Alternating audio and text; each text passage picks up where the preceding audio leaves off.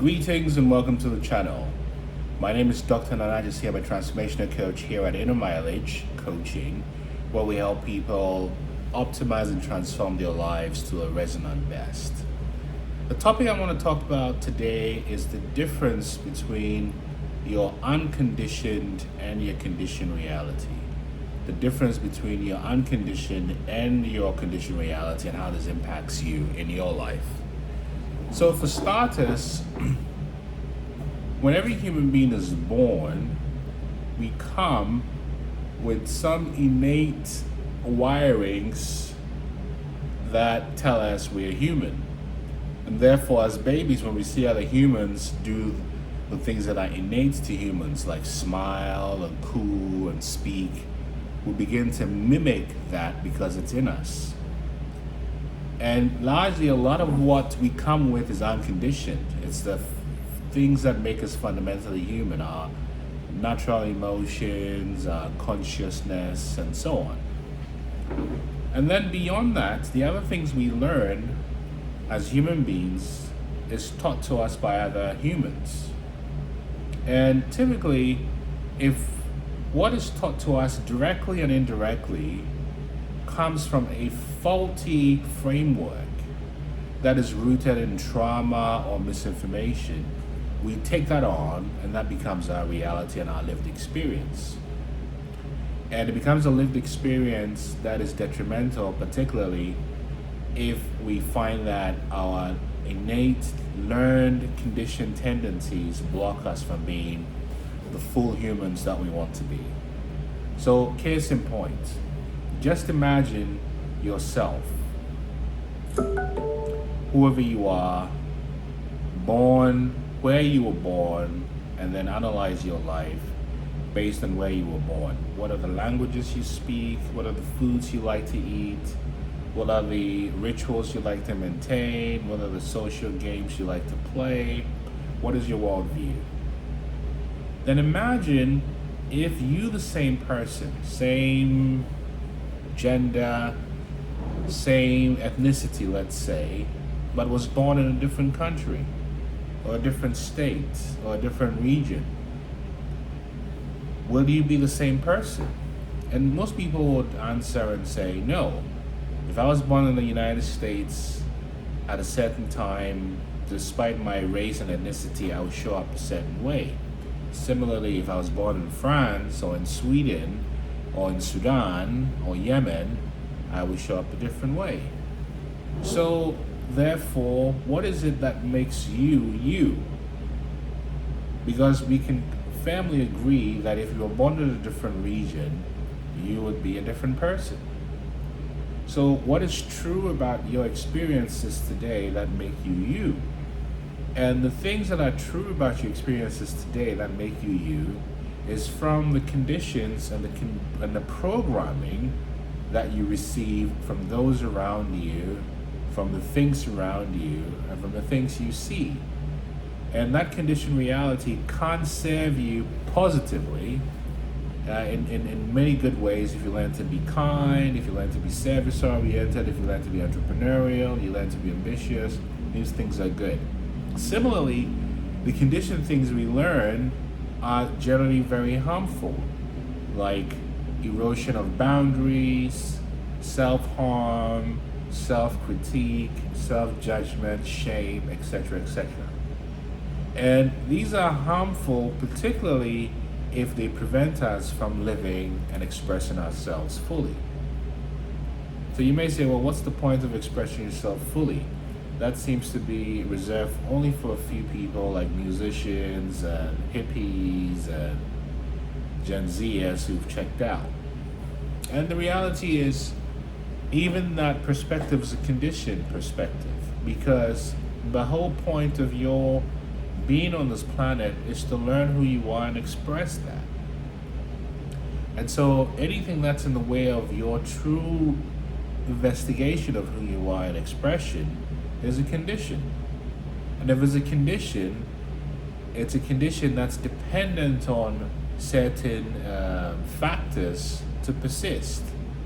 And it's up to you to do the hard investigation on What conditions do I have? Why do they persist? What keeps it going? And what are the things that I need to do to transition from this old paradigm to a new paradigm? Now, the reason why a lot of people don't do this is because, first of all, they may not even be aware that they are conditioned.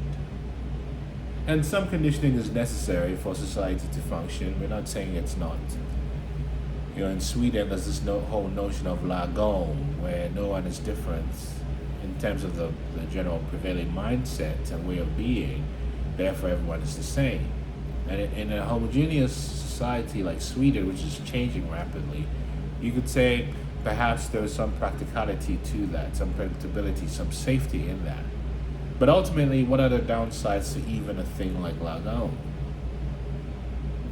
And it's this conditioned reality that we all live in that creates the chaos, the confusion, the dissatisfaction, and the lack of clarity that we experience and are seeing in our lived experience and all the corners of our terra firma world. That you realize that all the conflicts in the world are based on conditions and conditioning and programs and programming. So what is a condition? The condition is simply thoughts, ideas, and patterns and behaviors inherited from the previous generation without interrogation and investigation as to the utility of those thoughts, ideas, perspectives, and programs. And we carry these on for decades and decades and decades and decades. It's the reason why the National Institute of Health put out a study on generational trauma showing that the trauma gene is passed on up to 7 generations. 7 generations. Some argue it could be 14 generations.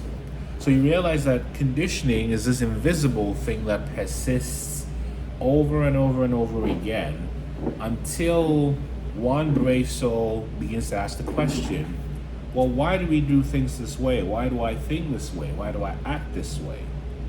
Why do I look at the world this way? It's not always been helpful, but why do I keep doing it? And if it's not helpful, why is it difficult to change? And you realize that conditioning becomes calcified and repeated over time becomes a pattern. And a pattern is very, very difficult to change. I mean, imagine if you have a car and drive, there's certain locations that you're able to drive to without even thinking because you've driven that road or that path often enough that you can almost do it without thinking. That's an example of how repetition creates a pattern. Similarly, your condition is a condition that's difficult to change because it's based on repetition that has gone on and on and on and on, and now becomes a way of being, a way of living that is detrimental to your full expression of who you are. And because you've repeated it for so long, it's very difficult to understand that you're caught in a loop and understand the steps that are necessary to transition from that unhelpful loop to one that's more helpful. So how do you realize when you're in a condition? Well, if you realize that you feel drained by your decisions or you're doing things that you'd rather say no to but still do them, then begin to question, why does this thing that I do feel not resonant? Why does it feel unaligned? Why does it feel painful? Why does it feel difficult? And as you begin to interrogate that, you begin to understand why you have some feelings that are anathema to the thing that it is that you're supposed to do. And as you begin to understand that more deeply, it becomes clearer to you what you would rather do instead of doing the thing that you don't want to do. And when you begin to align yourself to things that you would rather do, now I'm not talking about seeking pleasure and avoiding discipline, but I'm talking about doing things that are aligned to your purpose, your truth, your internal compass. The more you investigate, the more clearer that internal compass becomes. So there's no clarity on your internal compass until you begin to interrogate. why you do the things you do. And as you begin to interrogate why you do the things you do, clarity begins to show up. And that clarity aligns you to the real path. This is how you begin to get away from your conditioned reality to one that's unconditioned, closest to your natural and original state. If you want to learn how to do this for yourself, send me a note at nana@innermileage.com, or check out our courses or classes or coaching as well on innermileage.com. And remember, there's absolutely no one like you. Peace.